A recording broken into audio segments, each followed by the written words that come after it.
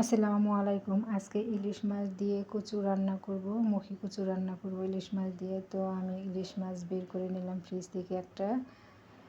ইলিশ মাছটা তেমন একটা বড় না, তারপরেও দেখা যায় যে ডিম হয়ে গেছে। কেটে নিলাম। এখন আমি কচুগুলো ধুয়ে নিচ্ছি। এবার মাছটা ভেজে নেব। তো একটা প্যানে তেল দিয়ে আমি মাছটা ভেজে নিলাম। মাছগুলো ভেজে তুলে রেখে আমি এই প্যানে আবার তরকারিটা বসিয়ে দিব। পেঁয়াজ আর কাঁচামরিচ দিয়ে দিলাম।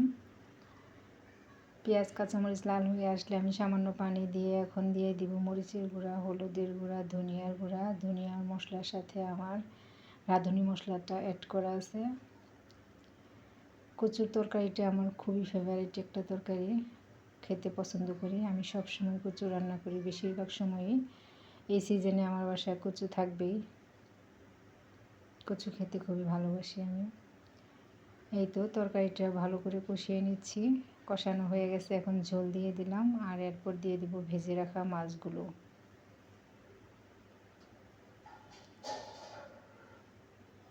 এখন মাছগুলো দিয়ে আরও কিছুক্ষণ রান্না করে আমি রান্নাটা কমপ্লিট করব। এই তো দেখুন আমার রান্নাটা কমপ্লিট হয়ে গেছে।